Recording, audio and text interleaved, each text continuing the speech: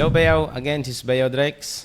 Last time nabanggit ko na hindi lang ako nag-freelance gamit yung SolidWorks, ay nagtuturo din ako as CAD instructor at the Davao del Sur State College in the Agricultural and Biosystems Engineering Department. So ngayon, dun sa mga students ko last semester, ay may pinagawa ako sa kanila ng final plate. Papakita ko sa inyo yung gawa nila.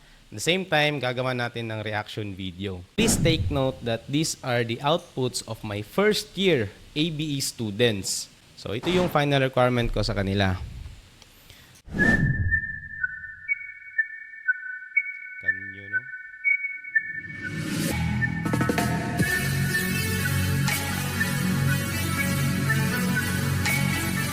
Exclusive Jungle.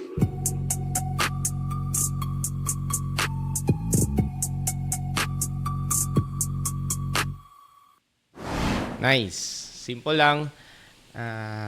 Take note pala na yung grading system ko sa pag-grade ng final requirement nila or yung final plate is yung summary orientation ng 3D model. If mag-a-add sila ng music, mas maganda. And then, if may mga rotation or moving objects ng 3D assembly, mas maganda. So, yun. Tapos na tayo sa una. Dito naman tayo sa pangalawa.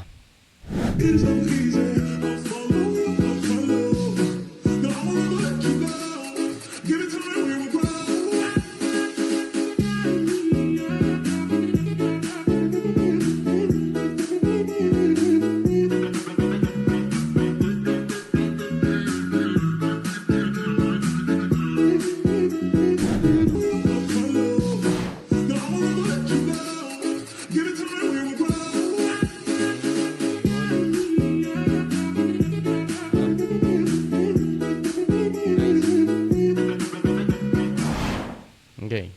So, na-meet naman nila yung movement ng 3D model. Parang bababa siya tapos tataas. So, goods. Nice work, guys. And then, dito naman tayo sa pangatlong grupo.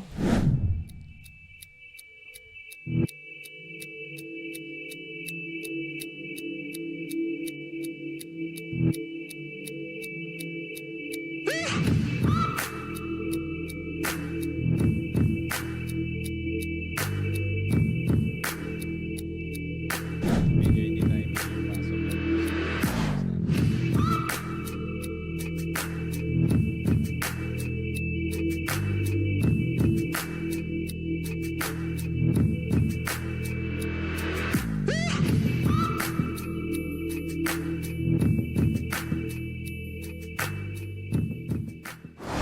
Nice. Basic lang yung exploded or yung collapse video nila or yung 3D model, tapos parang pinarotate lang nila yung 3D assembly. So, nice work, guys. Tinan tayo sa pang-apat na grupo.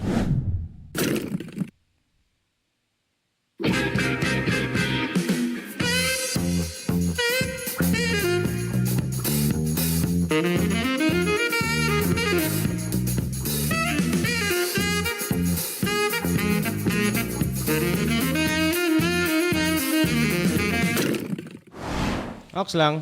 May music, tsaka parang Rubik's Cube na disassemble. Good job.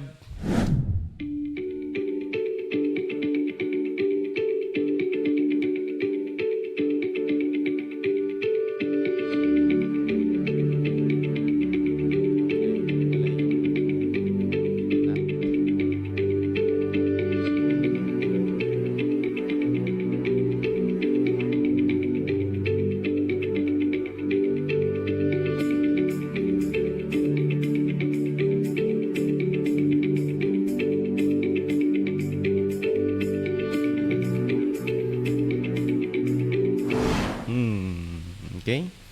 Na-rotate na niya yung 3D model. Tapos, lagyan na ng explode. Ox naman. Good job. And ito.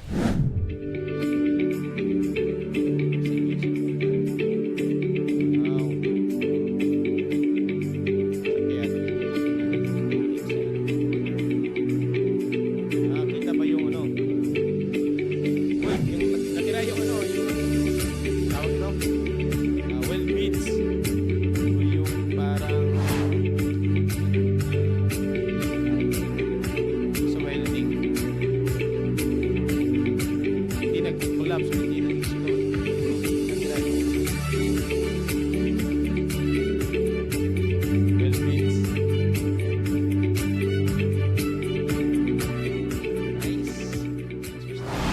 Good job, guys. Dito tayo.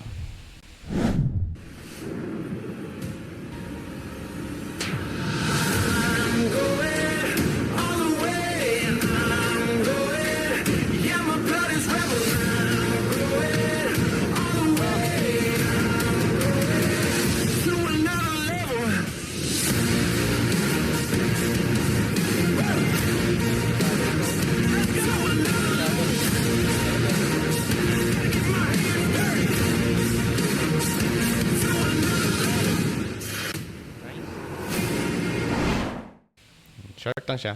Itong mga 3D models na ginawa nila ng animation, bali sila rin nagawa ng mga 3D models from scratch. Nagbigay lang ako ng mga guide, basic dimensions, and so on and so forth kung ilang mga parts ang kakailanganin sa single assembly. So, not bad for a first year student, di ba? SketchUp, then last yung SolidWorks. Pero knowing na first year pa lang, not bad, di ba? Maganda. So, ito na yung last.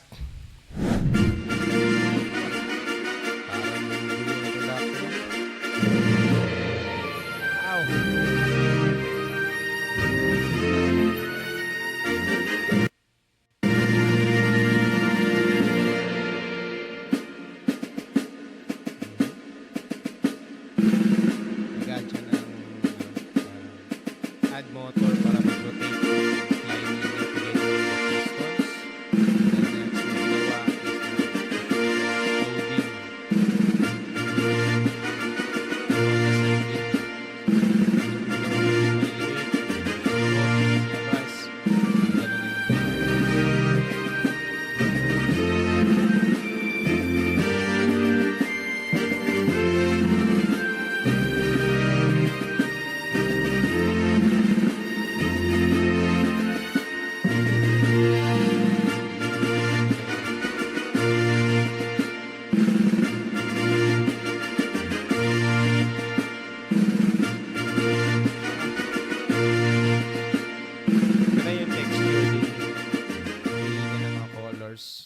apply in each part. Yun na nga, tapos na natin makita yung lahat ng mga output ng mga students ko. So, congratulations to all of them. And nakasubmit naman ako ng grades nila sa CAD drafting na subject kasi ako yung nag-handle.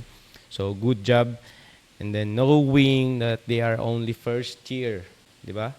Maliit lang yung time na naturuan ko sila on how to use SolidWorks, pero they really excel. So, imagine na lang, no? Itong mga batang ito, if they really choose the path in pursuing their career soon after makagraduate sila in designing, particularly in SolidWorks, may mga students talaga na may potential sa designing. Hindi ko naman sinasabing lahat na mga students is parang pipiliin na career is designing kasi napaka-broad yung engineering. Sakto lang na ako may alam in SolidWorks, then active sa freelancing, mai-impart ko yung nalalaman ko at yung journey ko doon sa mga students ko.